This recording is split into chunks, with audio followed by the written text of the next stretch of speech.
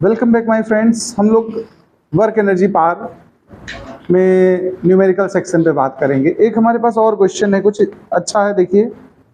The length of simple pendulum is 1 metre. देखिए, simple pendulum का experiment आप लोगों ने कभी ना कभी देखा होगा।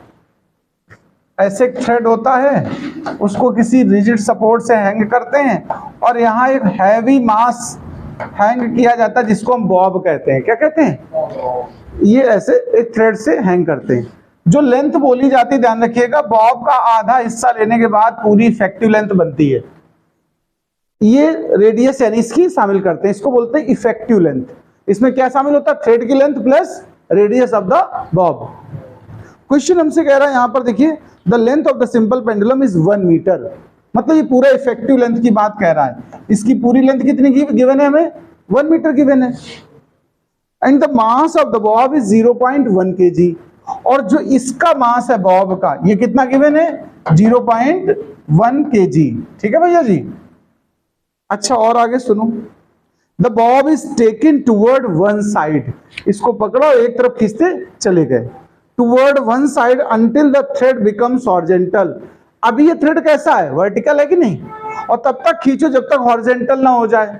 तो ये सिचुएशन आएगी, देखो, इसको खींचते गए यहां तक, बिल्कुल ऐसी लाइन आ गई कि नहीं आ गई, तो इसको हम क्या बोलेंगे? It becomes horizontal. ठीक है।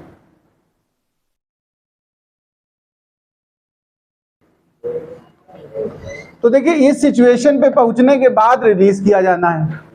अब हमसे क्वेश्चन कैलकुलेट क्या करवाना चाहता, सुनिए जरा। Calculate the kinetic energy of the Bob. हमें काइनेटिक एनर्जी की वैल्यू फाइंड करनी है। When the thread makes an angle 0 degree, इस थ्रेड का जो एंगल है 0 डिग्री और 30 degree with the vertical, verticals के साथ 0 और 30 बनाए, तो जब ये तो डायरेक्शन वर्टिकल ही है, और जब बॉब इसी जगह हो गया तो एंगल कितना हुआ? 0 हुआ कि नहीं हुआ? एक तो यहां पर हमें काइनेटिक एनर्जी यानी इस पॉइंट पे निकालनी है, और एक बार काइनेटिक एनर्जी हमें जब वर्टिकल से 30 डिग्री बनाए, यानी यहां पर देखिए टोटल हमारे पास 2 केस हैं। फर्स्ट केस में इसको मीन पोजीशन कहते हैं, जो नीचे वाली पोजीशन ये वाली होती है ना, इसको क्या बोलते हैं? Mean position. यानी इस समय थ्रेड जो है वर्टिकल से कितना एंगल बना रहा है? 0। बात को समझना। यहां काइनेटिक निकालनी है और दोबारा में हमें वहां पर निकालनी जब ये एंगल कितना बनाए? 30। तो चलिए हम फर्स्ट केस की बात पहले करते हैं। पहले किसकी बात करते हैं हम लोग? केस 1। देखिए बहुत ध्यान से। व्हेन थ्रेड मेक्स या स्ट्रिंग मेक्स, जो भी कह दो, string makes 0 degree angle with horizontal, हमें निकालनी काइनेटिक है। बात को समझना। अच्छा, मैं अगर थोड़ा प्रैक्टिकली आपसे पूछूं, ये बॉब है, मैं इस तरफ ले गया एक साइड, और टॉप या पीक हमारा यहां पर पहुंचा कि नहीं पहुंचा? तो ये देखो, उसके एक्चुअल लेवल से कितनी हाइट तक चढ़ा दिया तुमने? h हाइट ऊपर चला गया कि नहीं चला गया? पाथ कोई भी हो, हमें मतलब किससे? इनिशियल और फाइनल पोजीशन से। इनिशियल कहां था? ग्राउंड लेवल कह दो। और ये कितनी हाइट तक ऊपर गया? 1 मीटर तक। तो इसको इतना खींचने में जो एनर्जी इन्वेस्ट हुई उसको हम बोलते हैं पोटेंशियल एनर्जी। क्या? और जब आप यहां से लीव कर दोगे, रिलीज कर दोगे, तो ये पोटेंशियल धीरे धीरे कम होती जाएगी और कन्वर्ट किसमें होगी? काइनेटिक में। और जब इस जगह पहुंचेगा बॉब, तो पूरी की पूरी क्या बन चुकी होगी? काइनेटिक। पोटेंशियल हो गई होगी 0। तो ध्यान रखना, टॉप पे जो पोटेंशियल है वो पूरी कन्वर्ट हो जाती है यहां पर जाते जाते काइनेटिक में। ठीक है। तो हम कहेंगे when string makes 0 angle with horizontal, then potential energy of bob at top is equal to kinetic energy of bob at mean position। इस नीचे वाले को हम क्या बोलेंगे? मीन पॉइंट या मीन पोजीशन। तो पोटेंशियल एनर्जी के फॉर्मूले से हम इसको फाइंड कर देंगे। और पोटेंशियल एनर्जी हमारी होती क्या है बताओ? mgh। m हमारा कितना है यहाँ बॉब का? देखो 0.1 kg। और जी अगर हमको गिवन ना हो तो हम लोग क्या लेते हैं? 9.8। और हाइट हमारी कितनी ऊंचाई तक आप ले गए थे बताओ? 1 मीटर। भाई हॉरिजॉन्टल कब हुआ था? देखो जरा, ये टोटल 1 मीटर का था। ऐसे खींचते जाओगे जब हॉरिजॉन्टल होने का मतलब पूरा पूरा 1 मीटर ऊपर चले गए आपके नीचे चले गए। बताओ भाई, तो हाइट हो गई हमारी 1 मीटर। इसको आप सिंप्लीफाई करो तो कितना आएगा? देखो 0.98 जूल। ये काइनेटिक एनर्जी कहां पर आ गई? मीन पोजीशन पे। सेकेंड केस की अब हम बात करते हैं, किसकी बात करेंगे भैया जी? केस 2 की। व्हेन स्ट्रिंग मेक्स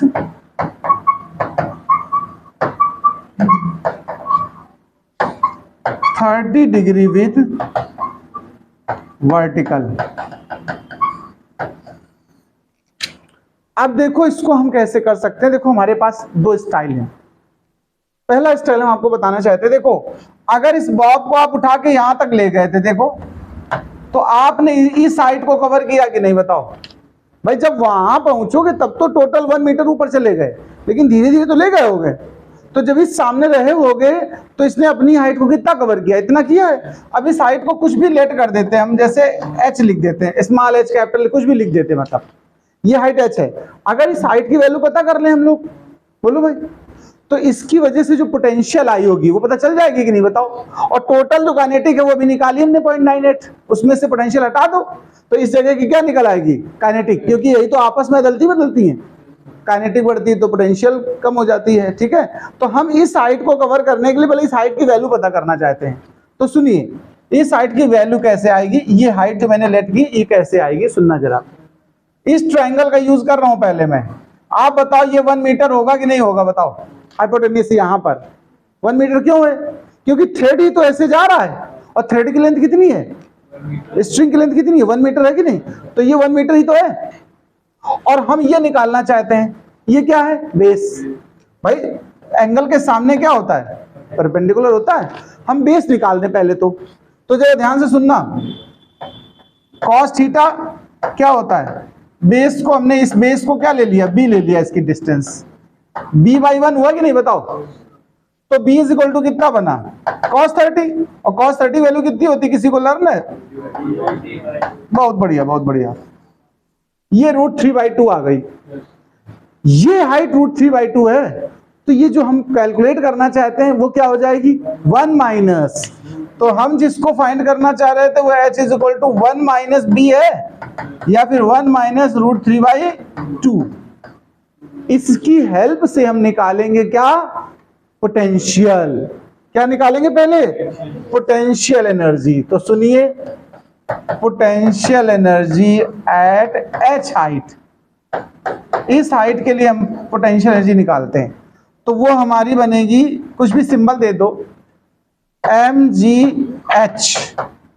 m हमारा 0.1, g हमारा 9.8 और h हमारा 1 माइनस √3/2। ये क्या निकला है हमारा? पोटेंशियल। टोटल काइनेटिक तो पता ही है ना तुम्हें, या टोटल एनर्जी जो काइनेटिक थी। देखो मीन पॉइंट पर काइनेटिक जो होती है यहां पर, वही टोटल भी होती है। और टोटल एनर्जी का मतलब क्या होता है देखना जरा, पोटेंशियल प्लस काइनेटिक। देखो टोटल एनर्जी क्या होती है? पोटेंशियल एनर्जी प्लस ये होता है। अगर हमें कभी काइनेटिक निकालनी हो, अगर पोटेंशियल निकल आई हो तो हम क्या कर सकते हैं बताओ? टोटल एनर्जी से पोटेंशियल एनर्जी माइनस कर दो। तो टोटल एनर्जी अभी हमने कितनी निकाली थी? 0.98। जो मीन पोजीशन पे काइनेटिक होती है वो टोटल के इक्वल होती है, और जो टॉप पे पोटेंशियल होती है वो टोटल के इक्वल होती है। बीच में ये दोनों एग्जिस्ट करती हैं। इस चीज को एसएचएम में हम दोबारा डिस्कस करेंगे, लेकिन थोड़ा फिर बात को समझना। देखिए बॉब वगैरह की सिचुएशन, जब ये ऑसिलेशन होते हैं ना, तो यहां पर जो एनर्जी होती है वो केवल काइनेटिक होती है, पोटेंशियल जीरो हो जाती है। पोटेंशियल जीरो हो गई, बची क्या? केवल काइनेटिक। तो पोटेंशियल और काइनेटिक मिला दो, किसके इक्वल हो गई? टोटल के नहीं हो गई, क्योंकि पोटेंशियल तो जीरो है। ऐसे टॉप पे जाके पूरा का पूरा पोटेंशियल बन चुका होता है, तो काइनेटिक जीरो होता है। तो ध्यान रखिए, यहां पर जो काइनेटिक होगी वही टोटल भी होगी, और जो यहाँ पोटेंशियल होगी टॉप पे वही टोटल होती है। तो हम यहाँ पर ये कह रहे हैं कि पोटेंशियल को हम काइनेटिक से माइनस कर दे रहे हैं, काइनेटिक ही टोटल है। तो 0.98 माइनस ये जो अभी निकाला, इसको मल्टीप्लाई करो, यहाँ भी तो 0.98 आएगा। देखो 0.98 1 माइनस √3/2, इसको अंदर मल्टीप्लाई कर दो 0.98 को। तो 0.98 माइनस 0.98 और प्लस 0.98 इंटू √3/2। बोलो भैया जी, 0.98 कैंसिल होगा कि नहीं होगा बताओ? तो 0.98 इंटू रूट 3 बाई 2 से कैंसिल कर दो, 0.49 रूट 3 जूल। आप ऐसे भी लीव कर सकते हो, या आपका मन है कैलकुलेशन बढ़ाने का तो आप इसमें मल्टीप्लाई कर दो, रूट 3 की वैल्यू क्या होती है 1.732। अब मल्टीप्लाई कर लेना, ये हम आप पर छोड़ते हैं, ठीक है। मल्टीप्लाई करके जो रिजल्ट आए वो कमेंट में डालिएगा, देखते हैं क्या आता है।